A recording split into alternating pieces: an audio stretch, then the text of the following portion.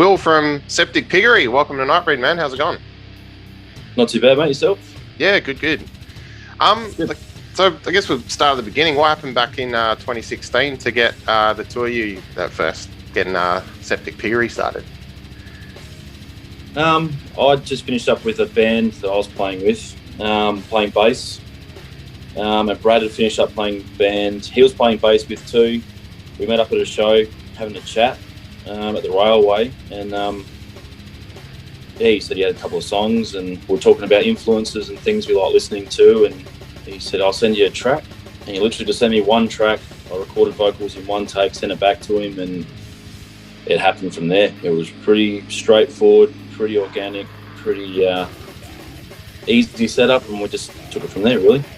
Yeah, cool. So 2017, the Decline of Sanity Flesh comes out. What do you remember about recording that one? We had 4 songs initially. That's the Decline of Sanity and Flesh was sort of 2 EPs in one. We did one recording session with 4 songs, recorded those, mixed them all up, had a listen. Brad wrote some more songs, we recorded them again, and then we decided to put the 2 tracks together.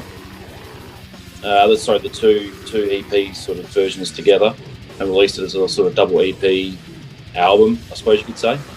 So the first 4 were very primitive, very raw sort of take on what we were doing, where we were going. The 6 months between the first 4 and the second 4, we listened to a lot more slam, a lot more grind, a lot heavier sort of stuff, and the second 4 songs sort of show that a bit more, and we just put it all together, and it just made this nice mash of brutal death, slam, grind, and straightforward death metal, really. But that was a lot of fun. 2 sessions at Brad's place, sitting in the back room at his house. Just press record, and we went from there. Yeah, cool. With the writing, is Brad kind of taking care of the riffs and stuff, or have you got some input with that as well? I wrote 2 songs, just guitar.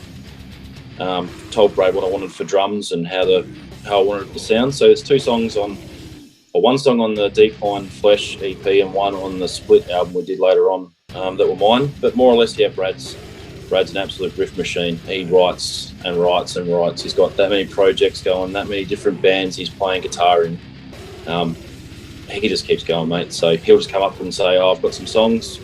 He'll send them through, and away we go. I'll just do vocals from that point. Yeah, cool. Do you ever talk about themes, like what you want to cover with your lyrics, or are you just kind of going with where you want to go? Most definitely. Initially, we started out more of like a suffocation, cattle decapitation sort of vibe. We just wanted to be straight up death metal. We got right into the slam and the brutal death stuff. The lyrical content sort of took a bit more of a personal approach. We stepped away from the gore, the heavily done, overused 90s Cannibal Corpse gore sort of stuff. We wanted to go more personal. We've got songs about depression and anxiety and substance abuse. We've literally got a song called Substance Abuse, and that's about Brad's battles through life. That's through my battles through life and stuff too. And it's just about getting them out and exploring that. I think the human mind's a far scarier sort of place than any sort of gore element anyone can come up with, and sing about the misogynistic, heavily flavoured style that death metal seems to have got. We just want to step away and go internal, think about what we were going through and what we've done, and things we've overcome and things we have to deal with as people. And that's more or less where the lyrical content comes from, and the song titles and things like that. 2018, you guys released the Leftover Flesh EP with a Mortician cover on there. Are you guys big Mortician fans? Are they one of your influences? Most definitely. That's something that really stuck out. I think that particular track in particular, Brad was, I think he was a little bit late to the party on Mortician, and he'd hit me up one day just non-stop, just Mortician songs. He started learning one, and then he just floated the idea about doing a Mortician cover on one of our releases, just as a bit of fun. We played it live twice, I think. we just left it from there, really. We didn't really go too far down that rabbit hole with covering bands and covering songs and using them in our lineup for live shows. That Leftover Flesh was sort of just a few songs we had lying around, essentially. We re-recorded a few bits and pieces and put it together, and we took that on tour with us, and we gave that out over East when we were over there. So yeah, cool. How do fans or crowds react when there's, when there was just the two of you? Like, are people kind of like, oh yeah, whatever, or is it you get kind of funny reactions for that? We get both. I think that's part of the charm. We weren't sure. We were looking initially for a drummer, have a proper lineup, play a proper band. We went to a show, and one of the old Perth bands, Fetus Fertilizer, which was just Dan playing guitar by himself with a drum machine. We stood there and watched him play. We looked at each other, Brad and I, and just went, we can do that. There's no reason we can't do that. So, we just made that conscious choice then. There wasn't going to be a drummer involved. We were just going to do drum machine, Brad on guitar, me doing vocals, and that was going to be sort of the gimmick, sort of something different people aren't expecting, to come in, they hear this drums smashing away, and it's just playing through the PA, and it's just two guys on stage making pig noises. So yeah, mixed reaction. Some people, the purists, the old school guys that are you've got to have a proper lineup, or you've got to have a proper drum, or a drummer. You get that, but you're going to get all sorts of people with different ideas, picking apart whatever you're doing anyway. So we like it, we enjoy it. It's something different, it's a bit of fun. It's, I enjoy it. It makes rehearsing easier. I live down south, I live in Donnybrook on a farm. Brad lives up in Perth. So I literally just put the drum tracks on, and I can do my vocals to the drum tracks, and he can rehearse up to his end listening to the drums, and he can play. And when we go to a show, it's going to be the same drums playing the same thing every time. And that way we know we're in.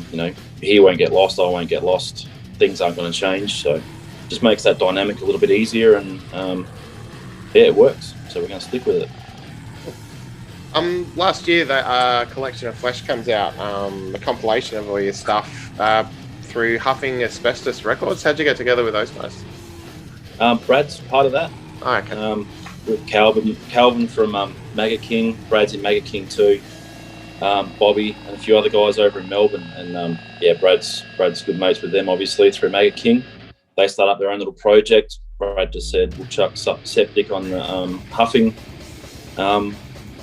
label and release through there. So they've got a few other bits and pieces going on with some bigger bands and signing that and getting themselves established. So we're sort of just sitting underneath, not really doing a hell of a lot at the moment.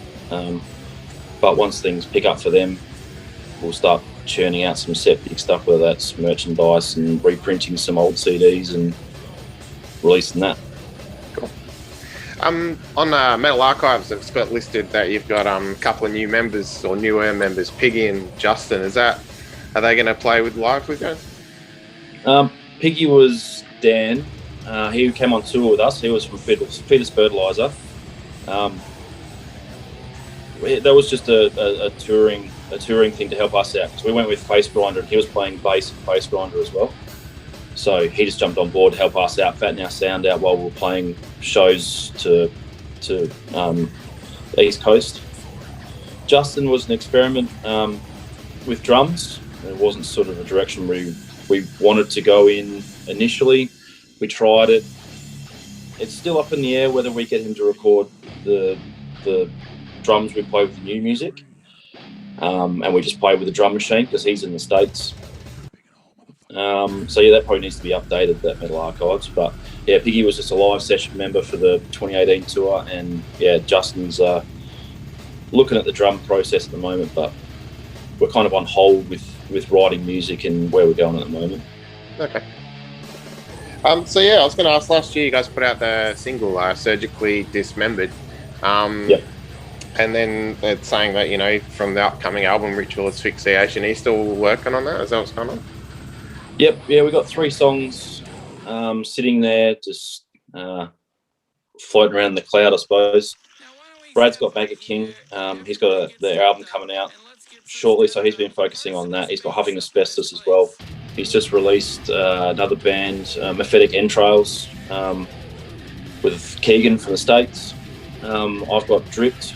Brad's also in Dripped. I've done vocals for Omnioid. Just recently, just wrapped up the recording for that album. I've got 2 other projects I'm looking at recording vocals for. One might be a live setup. So our time's sort of been a bit divided with coming back to Septik. We focus on the other stuff first, and Brad and I just get back together every now and again and have a chat. And he'll send me some songs, and we'll just write a couple of songs. I think those last 3 that we've released, or 4 songs now we've released, have just been one-offs. As time's gone on, we'll just, I've got a track, record it, release it. The idea for the album still there, still floating around, but when Brad and I are ready, we'll come back to it, and we'll keep writing and finish off the album and then release it some point in the future. But yeah, no real deadlines at the moment. A few other things taking up our time and energy and focus, which is what Septik is. It's just a bit of a fun, kick back, relax. Nothing else going on. We'll just write some riffs and make some stupid noises to some music, and then release it. Yeah, cool. So being based down south, do you ever get to play shows down that way, or are you always trekking somewhere else? Yeah, I helped Kelvin put on a show a while back from in a sanatorium, and Septik played a couple of those shows, and he did the righty by us and put us on shows. And, so we played a bunch down here at Burleigh. The scene sort of died off and quietened down a fair bit down this way. There's no new blood. There's no real sort of new bands coming through. So Perth's more of the focus, and we go up and we play in Perth. Pre all this COVID nonsense, we're looking at playing over east and doing shows over there and stuff. But yeah, Bunbury's a bit dead in the water at the moment. Just wait for some new blood to come through, some young kids to come in and take back over that scene and get some shows and get people to come back down the highway and come and watch and listen and check us out. So, but yeah, we have played shows, and it's a good couple of years since I've played a show in Bunbury. So, what's next for Septik Piggery? You got shows coming up? Yep, got a show this Saturday. It's going to be Septik and Dripped on the same lineup, so I'm doing double duties that night. So is Brad. That's going to be fun. We've just got asked for another show, which will be end of August, I believe. We're just waiting to hear back if that's actually a go ahead or not, but we've been asked. And that's the 2 for now, really. We get asked, we'll play. If a Drip gets asked, we play Dripped. If Septik gets asked, we play Septik. And yeah, luckily enough, I get to play a doubleheader this weekend, so that's going to be a heap of fun. Yeah, when we release stuff, we'll release it, and it'll come out of nowhere. I'm sure it's going to have some strange hip-hop samples and some strange pig noise vocals and weird shit that's going to either interest you or it's going to put you off completely. I think Perth's a hard nut to crack. Straightforward death metal sort of seems to rule down here, and thrash metal seems to rule a fair bit too. I don't think there's a huge need and want for brutal death and slam. There's a couple of bands that are doing pretty well and stuff, so yeah, we release stuff hopefully in the not too distant future. The world's somewhat back to normal and hasn't completely fucked itself, and we can go over east and yeah, play some shows to people over there again and have some fun. Yeah, man, cool. Awesome. Cheers, man. Have a good one, mate. Awesome. No worries. Thanks, man. Cheers. Yeah.